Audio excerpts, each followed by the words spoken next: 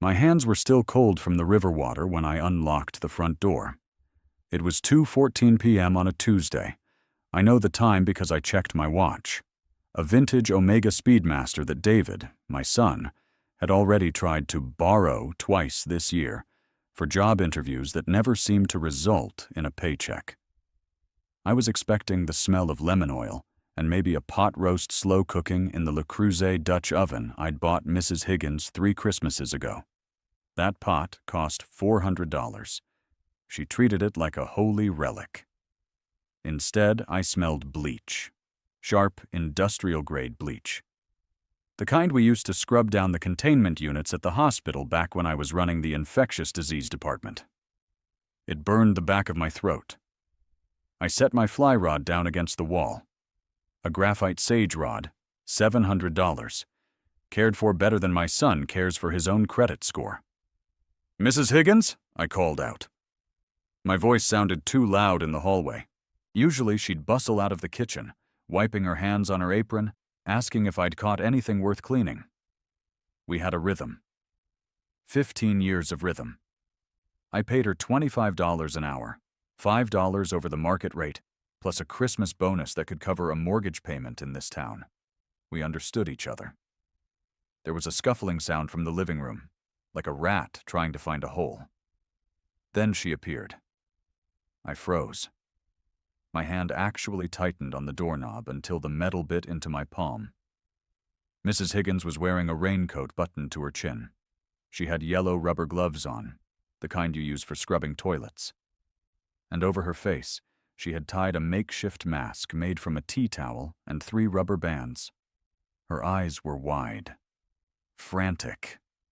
She was holding her suitcase, the beaten-up Samsonite with the broken wheel that I'd offered to replace last year. She held the handle with both hands, her knuckles probably turning white under the yellow rubber. "Mrs. Higgins?" I took a step forward. She scrambled back. Physically scrambled, her heels slipping on the hardwood floor I'd just paid $6,000 to have refinished. She slammed her back against the mantelpiece. "Don't come near me!" Her voice was muffled by the tea towel, high and cracking. "Stay back. I have grandchildren, Dr. Bennett. I have grandbabies." I stopped. The air in the room felt heavy, pressurized. My pulse remained steady. 62 beats per minute. Panic is a luxury for people who haven't managed outbreaks of hemorrhagic fever in sub-Saharan Africa. I don't do panic. I do assessment. "Martha," I said, using her first name, which I only did in emergencies.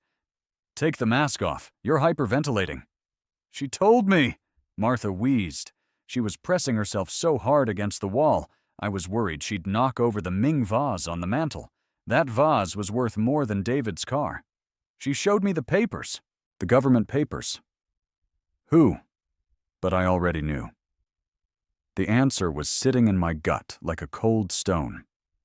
"Your daughter-in-law, Elena." Of course, Elena.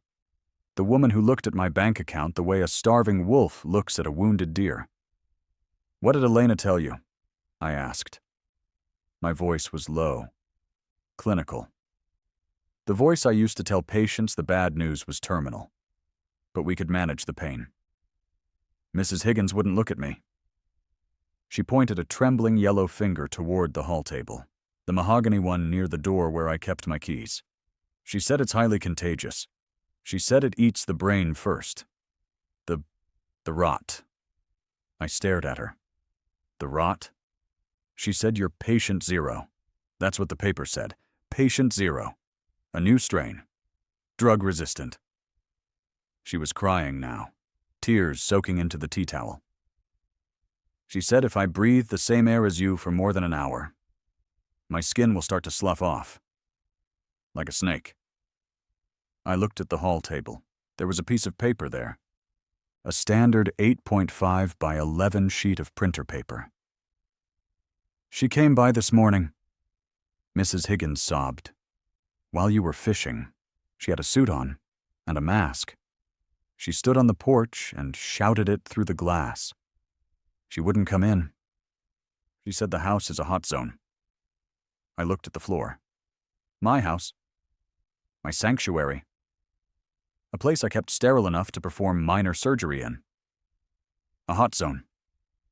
Go on, I said. She gave me my severance. Through the mail slot. Mrs. Higgins pointed to an envelope on the floor. Cash.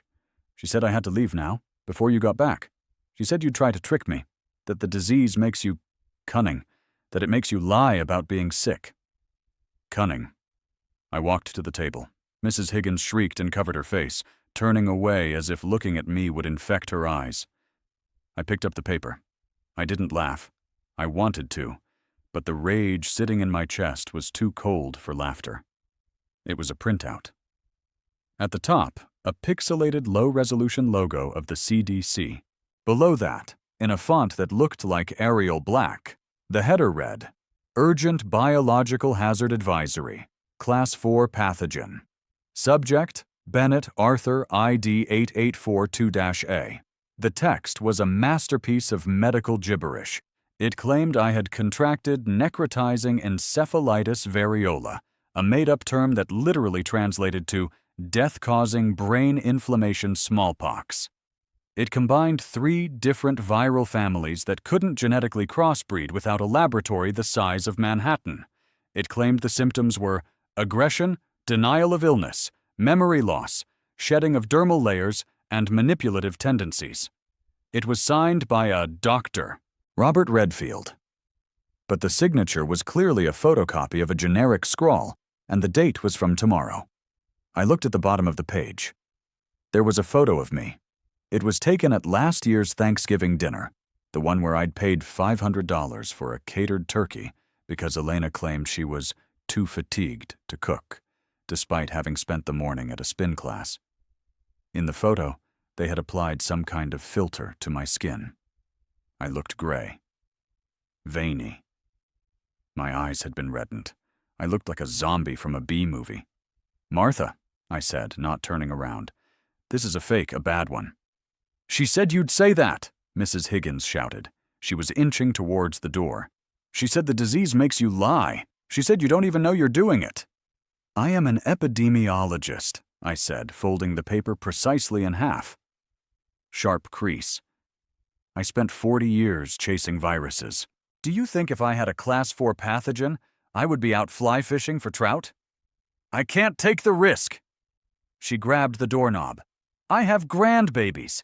I'm sorry, Dr. Bennett. I can't come back. I can't ever come back. She threw the house keys on the floor. They skittered across the wood, hitting the baseboard with a metallic clink. Then she was gone. The heavy oak door slammed shut. I heard her car start in the driveway, her old Honda Civic that I'd paid to have the transmission rebuilt on 3 years ago. She revved it hard and peeled out like the devil himself was in the rearview mirror. Silence rushed back into the house. But it wasn't peaceful. It was the silence of a crime scene. I stood there for a long time. The paper was still in my hand. I looked at the envelope on the floor. The severance Elena had shoved through the slot. I walked over and picked it up. Inside were 5 $20 bills. $100. Mrs. Higgins had worked for me for 15 years. Elena had fired her with $100 and a terrifying lie. I looked at the CDC logo again. Necrotizing encephalitis variola. The rot. Elena hadn't just told a lie. She had engineered a stigma. She had created a weapon designed to strip me of my support system, isolate me in my own home, and paint me as a danger to the community. And David? My son? He had to know. Elena didn't do anything without David nodding along in the background, staring at his shoes, muttering, "Whatever you think is best, babe." I walked into the kitchen.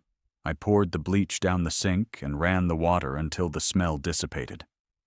I took the severance money and put it in my pocket. Then I went to my study. I sat at my desk, mahogany, solid, purchased in 1985 after my first major grant approval. I put on my reading glasses. I smoothed the fake document out on the blotter. I didn't shred it. I didn't crumble it. I opened the top drawer and took out a plastic evidence bag. I keep them around. Old habits. I slid the paper inside the bag and sealed it. My hands weren't shaking. In fact, they were steadier than they had been in months. There is a clarity that comes when you realize your family isn't just difficult. They are a malignancy. In medicine, when you find a tumor, you don't negotiate with it. You don't ask it why it's growing. You define its borders, you cut off its blood supply, and then you excise it. I reached for my phone. It was 2:38 p.m. I had work to do.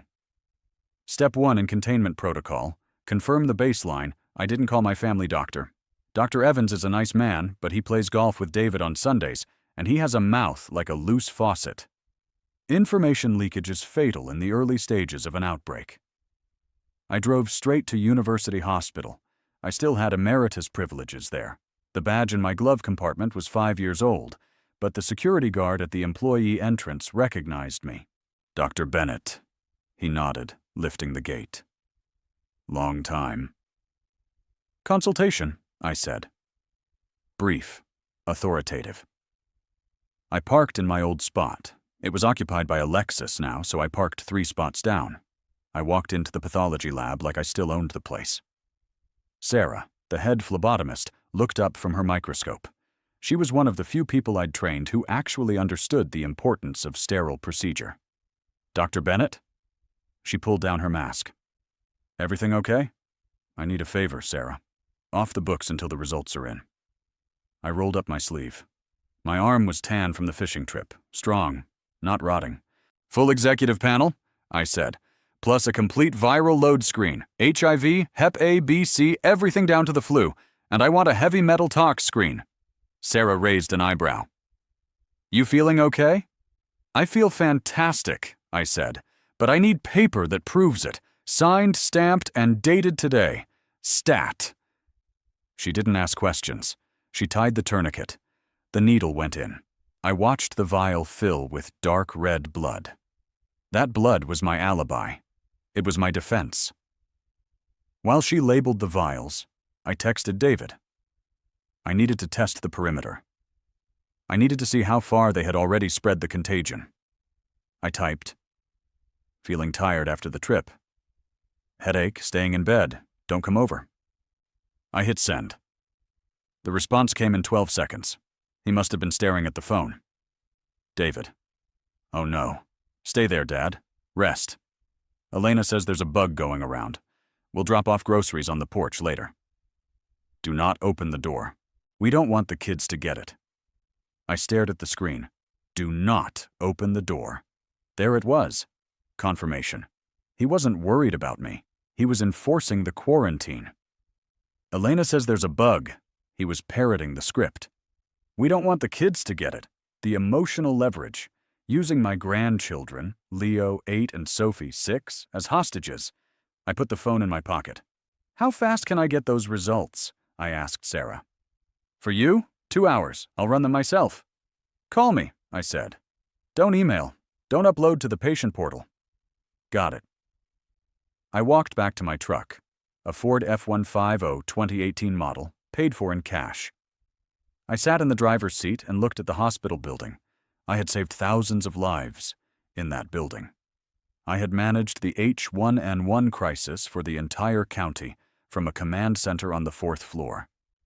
And now, my daughter-in-law was telling a cleaning lady that I was a walking plague.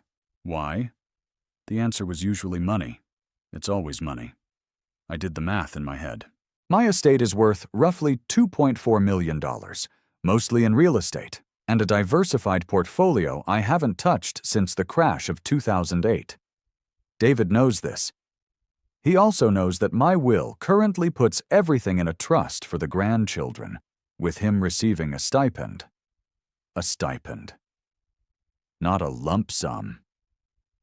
I had set it up that way 5 years ago, when David invested $30,000 of my money into a cryptocurrency that turned out to be run by a teenager in a basement in Estonia. He wanted access, but to get access to the principal, he needed power of attorney, or guardianship. And to get guardianship over a competent, healthy 68-year-old man, you need a reason. You need decline. You need incapacity. Or you need a public health crisis contained within a single body. If I was infectious and delusional, refusing treatment, they could petition for emergency custody. They could claim I was a danger to myself and others. It was bold. It was stupid. But in a small town fueled by gossip and Facebook, stupidity travels faster than a virus. I started the truck. I wasn't going home to bed. I had errands to run. I needed supplies. I drove to the pharmacy on Main Street. Not the chain store, but Miller's Apothecary. I've known Jim Miller for 30 years. We play poker on the first Friday of the month. Or we used to, before the arthritis in his hands got too bad to shuffle. I put on a mask before I went in. A real N95, properly fitted. Not because I was sick, but because I was playing the role. I pulled my fishing hat down low. I walked in. The bell on the door chimed. The store was quiet. 2 customers in the back. Jim was behind the counter, counting pills on a tray. I walked up to the counter. I placed a bottle of ibuprofen and some vitamins on the glass. "Afternoon, Jim," I said. Jim looked up. His eyes went wide behind his bifocals. He took a distinct, sharp step back. His hip bumped into the shelf behind him, knocking over a display of breath mints. "Arthur," he whispered, "just picking up a few things." Jim swallowed hard. He looked at my hands. I wasn't wearing gloves. I saw him wince. "Arthur, you shouldn't be here." "Why is that, Jim?" He looked around nervously. Elena posted on the neighborhood app about your condition. "My condition?" She said it's parasitic, dementia-induced hygiene failure. Jim stumbled over the words. She said you're not washing, that there are organisms. I looked at my hands. Clean. Manicured. I scrubbed for surgery for 40 years. My hands are cleaner than the Pope's conscience. "And you believe that, Jim? We played poker 3 weeks ago." She posted a doctor's note, Arthur. It looked official. Said we shouldn't approach you for our own safety. Said it's airborne if you cough. He reached under the counter and pulled out a bottle of hand sanitizer. He set it on the counter between us like a holy ward against a vampire. "Please," Jim said. His voice was shaking. "Just go. Take the vitamins. Just go." "I have money, Jim." I reached for my wallet. "No." He held up his hands. "I don't want the cash. Keep it, just leave." My chest tightened. Not sorrow, fury, a cold, hard knot of it. Jim Miller, a man I'd helped get through his wife's cancer treatments.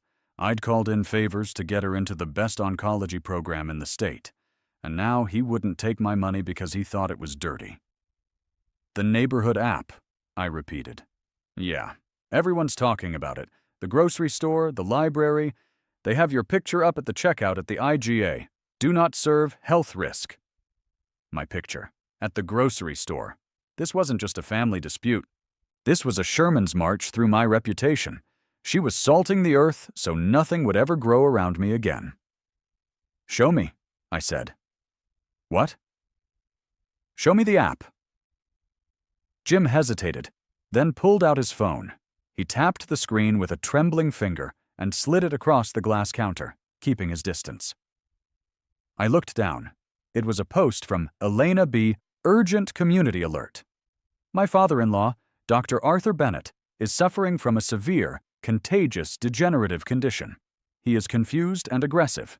He refuses quarantine. The CDC has advised strictly limiting contact.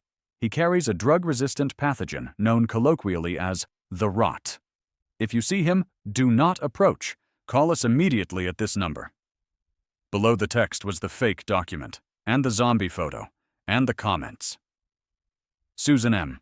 "Oh my God, I saw him at the post office last week. Do I need to bleach my clothes?" Karen T. "Praying for you, Elena. So brave of you to care for him." Mike D. "My cousin works at the hospital. Says this stuff is real nasty. Stay away, folks." Mike D.'s cousin was a janitor. I knew him. I looked at the timestamp. Posted 4 hours ago.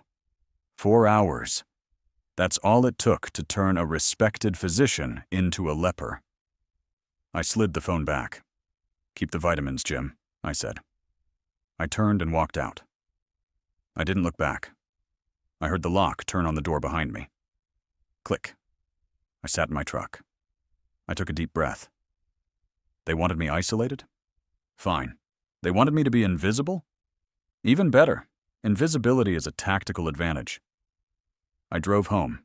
I took the back road so no one would see the truck.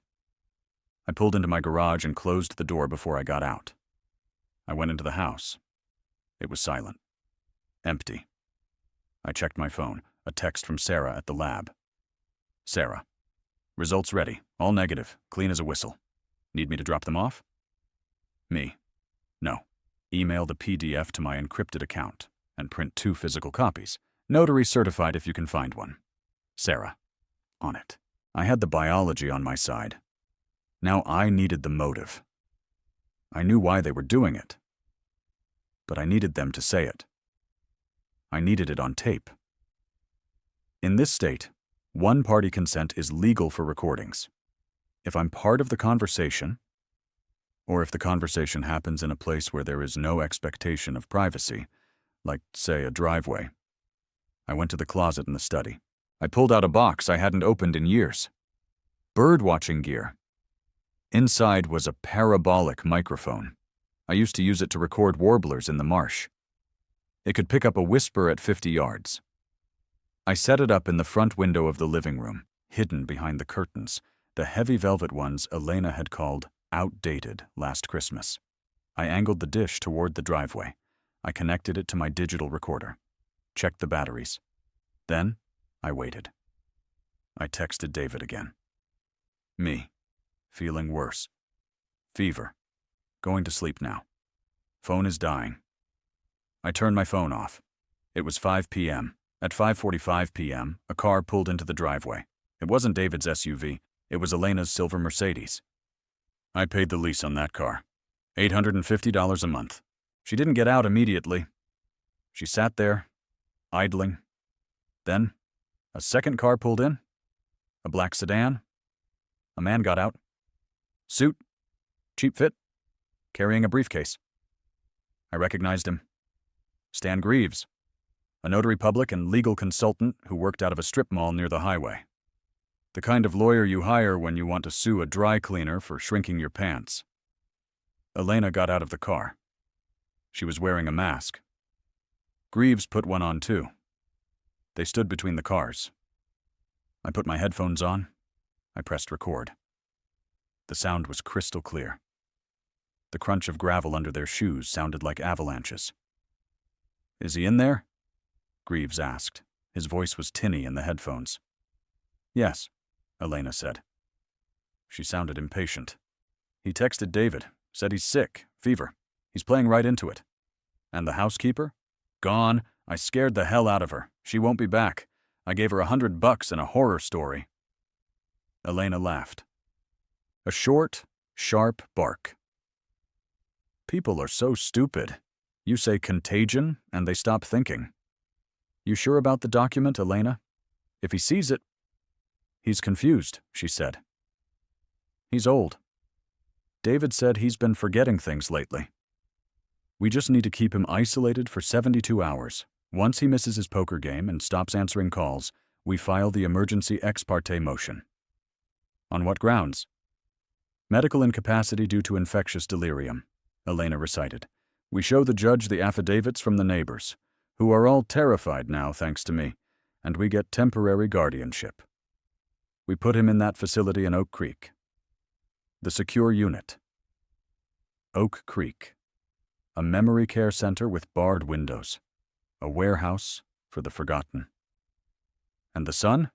David?" Greaves asked. "Is he on board?" "David does what he's told," Elena said. "He wants the money, Stan. He just doesn't want to get his hands dirty. That's what I'm for." My hands tightened on the volume knob. "Do you want the inheritance now? Or do you want to wait 10 years while he spends it on fishing boats and charity?" She continued. "I'm not waiting, Stan. We have debt. The credit cards are maxed." "All right. Greaves said. "I have the papers drafted. Emergency medical guardianship. We just need a signature from a concerned family member." "David will sign tonight," Elena said. "I'll make sure of it. We'll file tomorrow morning." "And the doctor? You said you had a doctor." "I have a signature," she said. "Dr. Redfield. It looks real enough for a struggling county judge." Forging a signature. That was a felony. Fraudulent guardianship.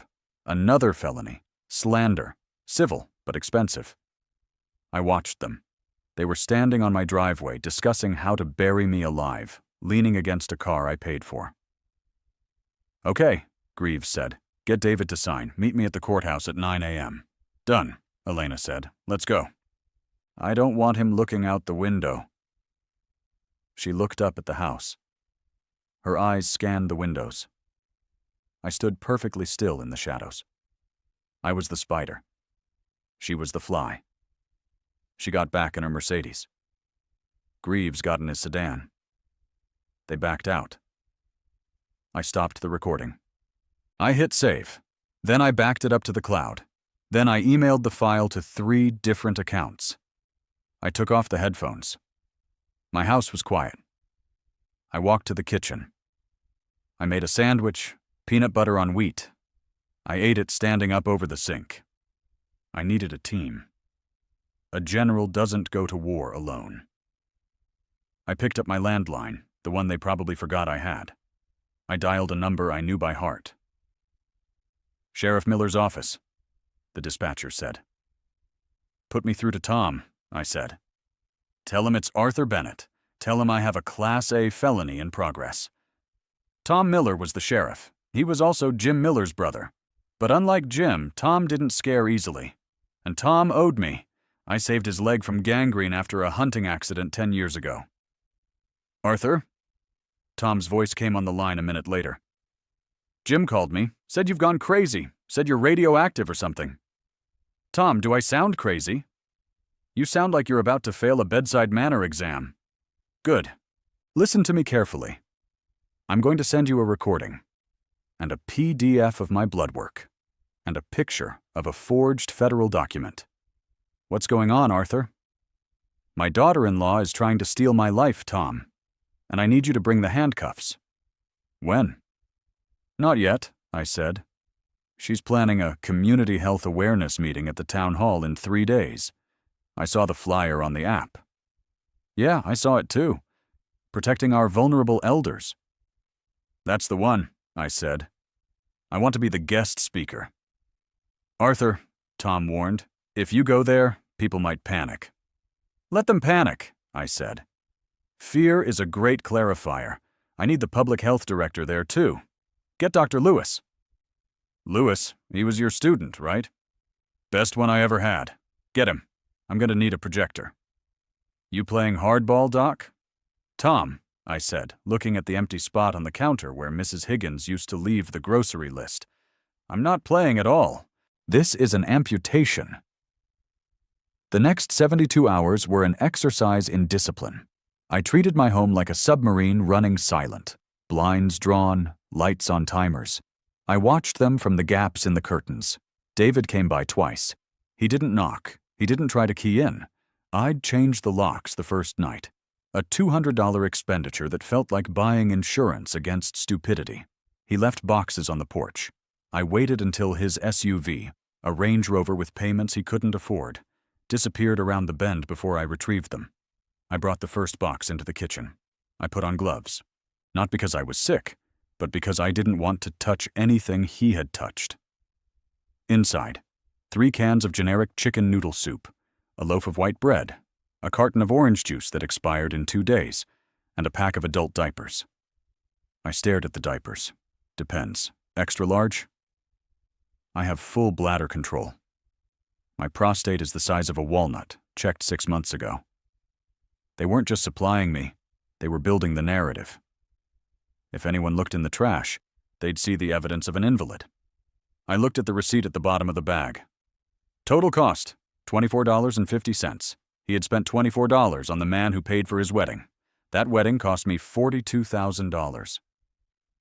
I remember the check. I remember the calligraphy on the invitations. I put the diapers in the fireplace and burned them.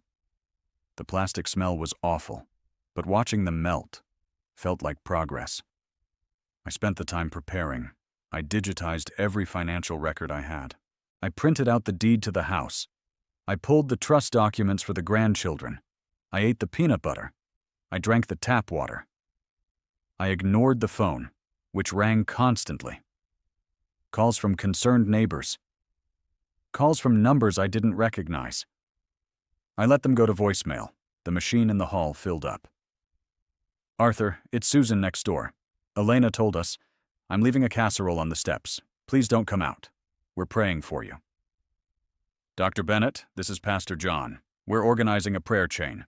Elena says you're struggling with demons, spiritual and physical." Demons. She was pivoting to religion now. Smart. Covers all the bases. On the morning of the third day, Friday, I checked the neighborhood app again.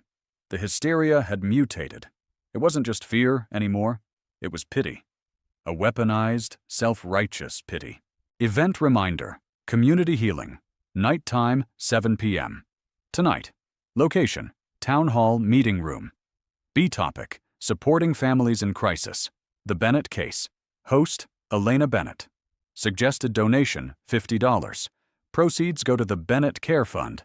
A care fund. She was raising money. On my name. While I sat in my house eating generic soup, she wasn't just trying to lock me away. She was trying to cash out my reputation before the body was even cold. I looked at the clock. 4:15 p.m. It was time to get dressed.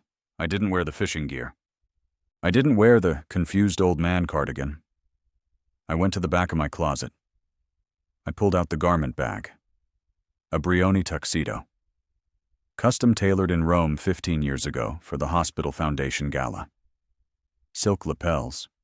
The fabric cost more than Elena's first car. It still fit. A little loose in the waist, maybe, but the shoulders were perfect. I shaved. I used a straight razor, steady hands, no nicks. I polished my shoes, Oxford lace-ups. I spent 20 minutes on them until I could see my own cold reflection in the leather. I put on the cufflinks. Gold knots. A gift from my late wife, Martha. She had given them to me the day I became chief of medicine. "Wear these when you need them to listen," she had said. I needed them to listen. At 6:30 p.m., my phone buzzed. A text from Sheriff Miller. "Tom, we're in position. Dr. Lewis is with me. We have the AV hookup ready. Don't be late." Me, ETA 15 minutes. I walked to the garage. I bypassed the truck. It didn't fit the suit. I uncovered the 1967 Jaguar E-Type under the tarp. British racing green. I hadn't driven it in 6 months because David kept asking to take it for a spin, and I knew he'd wrap it around a telephone pole. I turned the key. The engine roared, a deep guttural growl. I opened the garage door. It was dark out. The neighbors' houses were lit up. I saw curtains twitch across the street. I backed out. I didn't rush.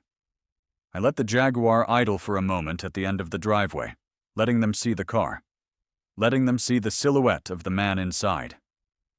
Then I punched it. The town hall parking lot was full. Subarus, minivans, the occasional BMW, the Bennett Care Fund. I parked in the fire lane, directly in front of the double doors. I saw the sheriff's cruiser parked in the shadows at the far end of the lot.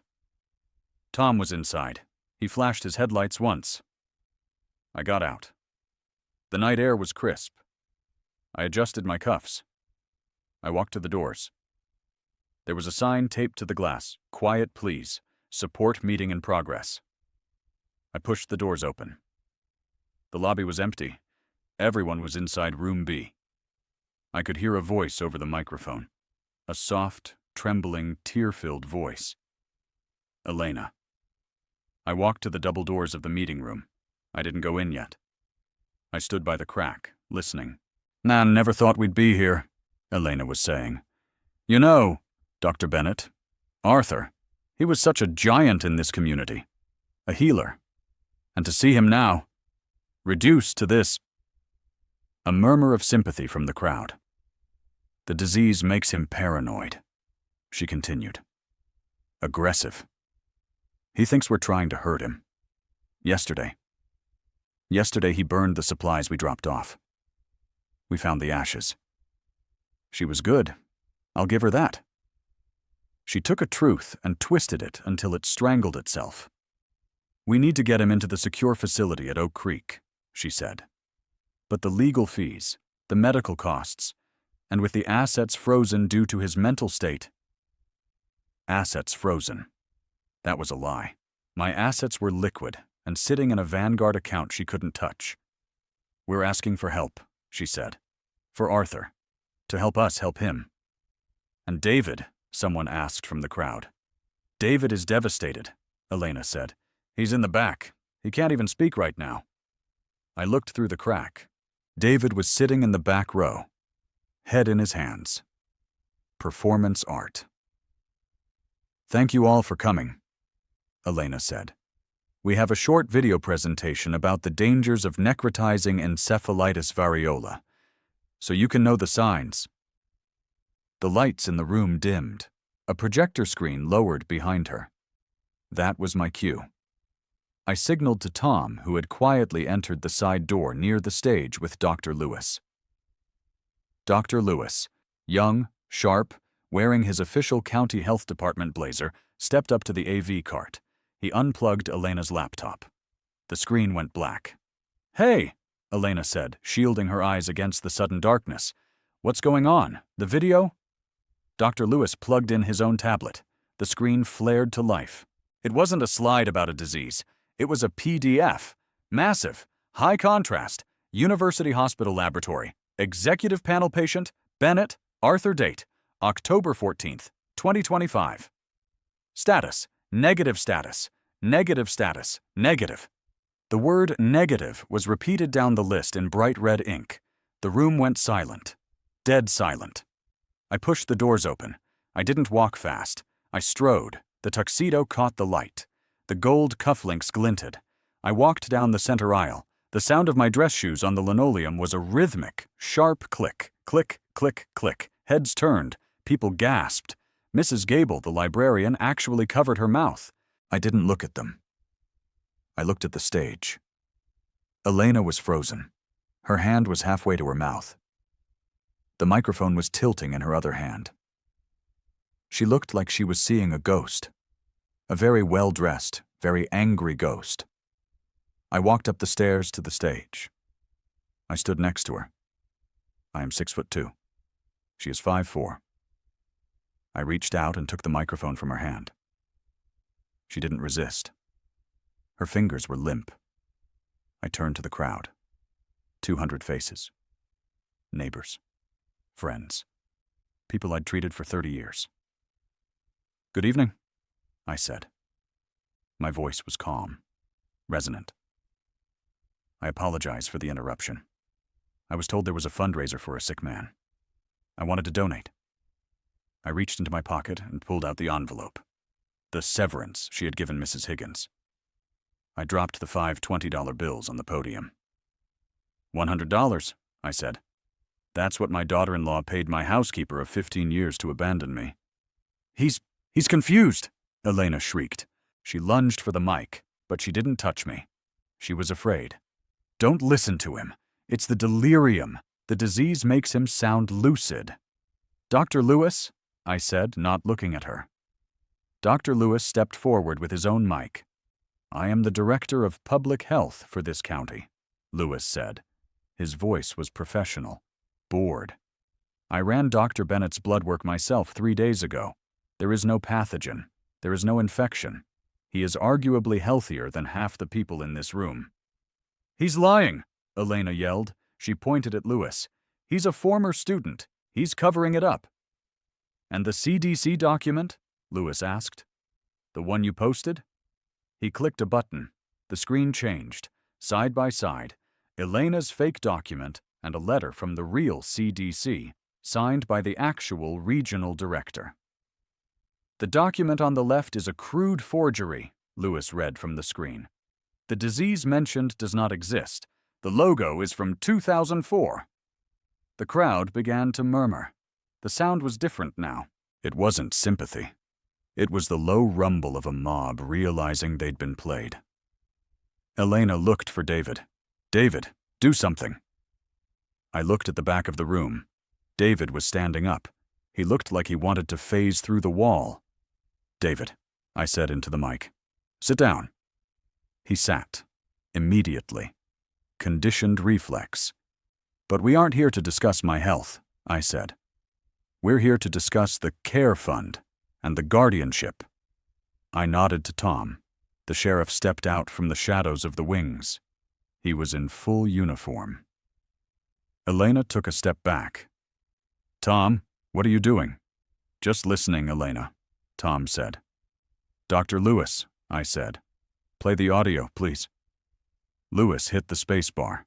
The speakers crackled. Then, clear as a bell, the sound of gravel crunching. Elena's voice. "People are so stupid. You say contagion, and they stop thinking." The room gasped. A collective, sharp intake of breath. Elena's voice. "Once he misses his poker game, we file for emergency medical guardianship. We put him in that facility in Oak Creek." Greaves's voice. "And the son? David?" Elena's voice. "Do you want the inheritance now, or do you want to wait 10 years while he spends it on fishing boats?" I watched the crowd. I saw Jim Miller, the pharmacist, turn beet red. I saw the pastor lower his head. Elena's voice. "I'm not waiting, Stan. We have debt. The credit cards are maxed." I held up my hand. Lewis cut the audio. I turned to Elena. She wasn't crying anymore. The mask had slipped. Her face was twisted in a snarl of pure, desperate hate. "You old bastard," she hissed. The microphone picked it up. "You selfish old bastard! You sit on that pile of money while we drown." "You drive a Mercedes, Elena," I said. "I drive a truck. We deserve it," she screamed. "We're your family. You owe us." "I owed you loyalty," I said. "I paid that debt for 10 years. You just defaulted." Sheriff Tom Miller walked onto the stage. He pulled his handcuffs from his belt. The metal clicked. "Elena Bennett," Tom said. "I'm placing you under arrest for forgery of a government document, attempted fraud, and extortion." "You can't do this," she screamed as he spun her around. "David! David, tell them! Tell them we did it for him!" I looked at the back of the room. David was gone. He had slipped out the back door while the audio was playing. Cowardice is genetic, apparently. Or maybe it's learned behavior. Either way, he had fled the scene of the accident. Tom marched Elena down the stairs. She was kicking, screaming about lawyers, about rights, about how I was crazy. The crowd parted for them like the Red Sea. No one offered to help her. No one offered a prayer. I stood alone on the stage. The Care Fund donation box was sitting on a table near the front. I saw a few people sheepishly reaching in to take their checks back. I tapped the microphone. "Thank you all for coming," I said. "The meeting is adjourned."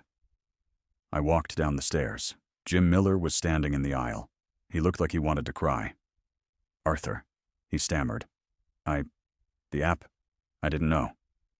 "You knew I was your friend for 30 years, Jim," I said. I didn't stop walking.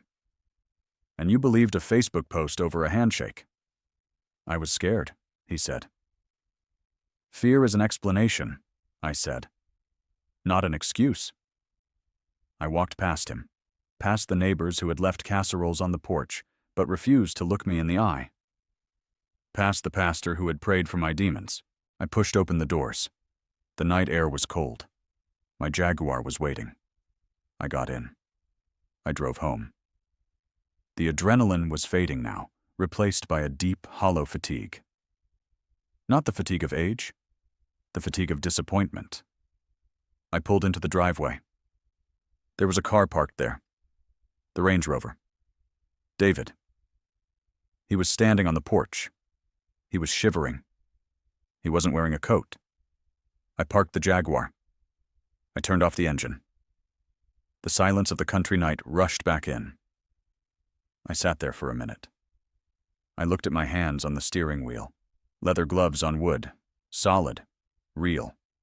I had amputated the tumor. Now I had to deal with the phantom limb. I got out of the car. I walked up the driveway. David watched me come.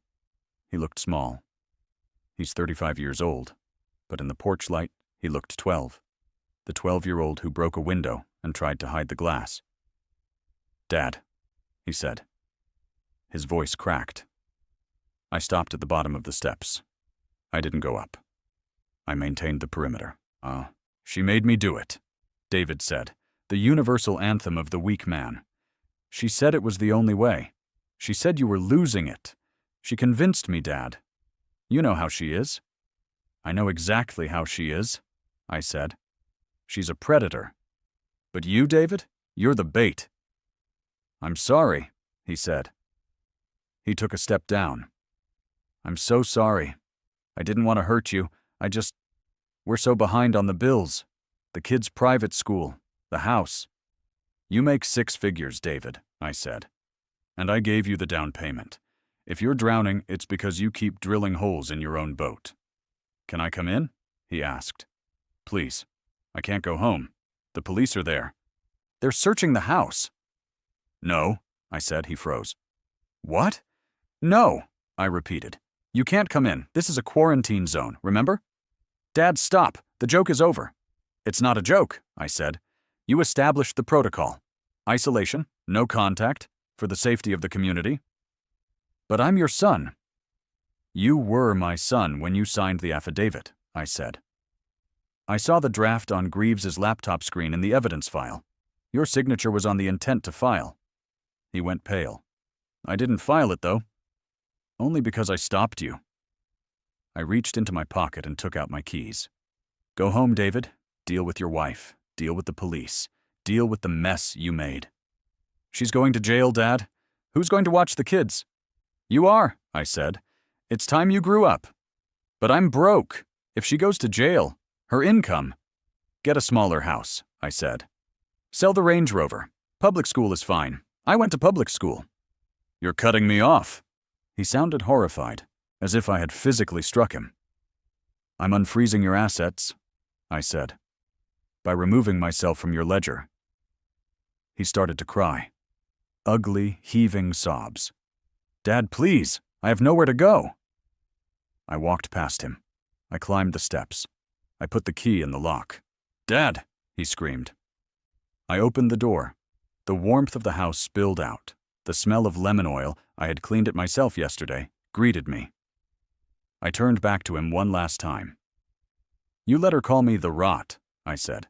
"You stood there and let her convince the world I was decaying. You didn't defend me, you calculated the exchange rate." "I love you," he sobbed. "No," I said. "You love the lifestyle I subsidize. There's a difference." I stepped inside. "Dad!" I closed the door. I threw the deadbolt. Click. I stood in the hallway. I listened. I heard him banging on the door for a minute, then crying. Then finally the sound of the Range Rover starting up and driving away. I was alone. I walked into the kitchen. I put the kettle on. I waited for the whistle. Part 3. 3 months later. The house was quiet, but it wasn't the silence of a tomb anymore. It was the silence of order. I had Mrs. Higgins back. It took some convincing. And a raise. $35 an hour now. And I had to show her the blood work myself. I framed the negative results and hung them in the laundry room, right next to the washer. She laughed about it now, but she still wiped down the doorknobs more than she used to. I sat in my study. The morning sun was hitting the mahogany desk. My lawyer, a shark named Goldman who charged $600 an hour and was worth every penny, had called at 9 a.m. "It's done," Goldman had said. "Plea deal. Elena took 18 months, fraud and forgery. She's reporting to the minimum security facility in Danbury next Tuesday." "And the civil suit?" "Settled. We stripped the equity from their house to pay your legal fees. and the damages for defamation. The house is on the market. And David? He's renting a 2-bedroom apartment near the highway. He's asking for a meeting, Arthur. He wants to discuss the trust for the grandkids. The trust is secure, I said. I moved the trusteeship to a third-party firm. David has to submit receipts for every expense, tuition and medical only.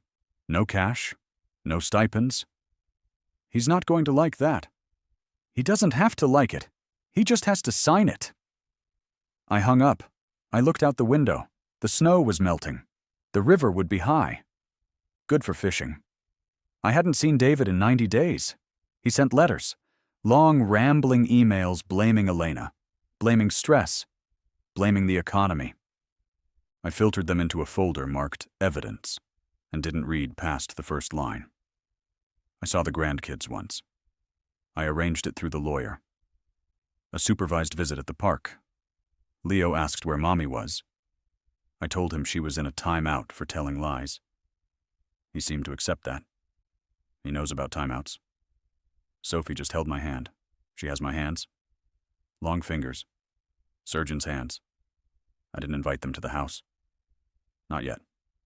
Maybe not for a long time. The house was clean. I wanted to keep it that way.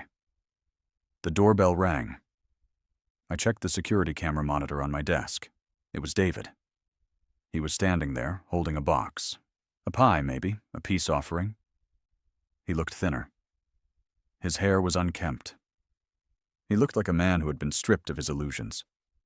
I watched him on the screen. He pressed the button again. He looked up at the camera. He knew I was watching. "Dad?" he mouthed. I sat there. My heart rate was steady, 60 beats per minute. I could open the door. I could let him in. We could eat the pie. He would apologize. I would nod. And in 6 months, when the pressure built up again, he would look at me and see a bank account instead of a father. It is a chronic condition. There is no cure for entitlement. There is only management. And the most effective management is isolation. I pressed the intercom button. "David," I said. He jumped. "Dad, I brought you a pecan pie. Mrs. Higgins said it's your favorite." "Mrs. Higgins talks too much," I said. "Can I come in, just for a coffee? It's cold out here." "The forecast calls for frost," I said. "Dad, please, it's been 3 months. Elena is gone. It's just us now." "It was just us before," I said. "And that wasn't enough for you." "I'm your son, and I'm the patient," I said.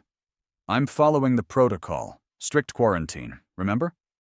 How long are you going to punish me?" "I'm not punishing you, David," I said. "I'm protecting myself." "There's a difference." "Dad, leave the pie," I said. "I'll get it later." "I miss you," he whispered. I looked at his pixelated face on the screen. I felt a twinge. Of course I did. I'm human. But then I remembered the diapers. I remembered the lawyer in the driveway. I remembered him sitting in the back of the town hall while his wife told the world I was rotting. "Goodbye, David," I said. I turned off the monitor. The screen went black. I sat in the silence. It was rich. Heavy. Mrs. Higgins walked in with a tray. Earl Grey tea, 1 sugar, no gloves.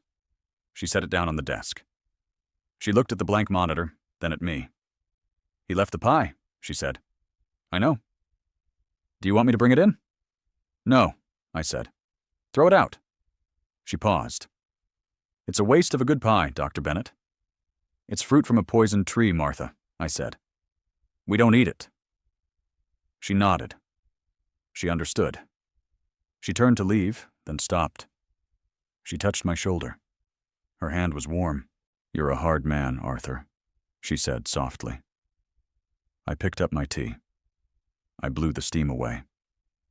"In medicine," I said, looking at the steam rising in the shaft of sunlight, "we learn that sometimes the only way to save the patient is to amputate the limb. It hurts. It leaves a scar. You wake up and a part of you is missing." I took a sip. It was hot, bitter, perfect. "But then," I said, You live." Mrs. Higgins smiled sadly and walked out. I turned back to my fly-tying vise. I picked up a hook. Sharp. Clean. I started to wrap the thread. If you found value in this story, please hit the like button and subscribe for more tales of justice served cold. Stay safe, stay smart, and watch your perimeter.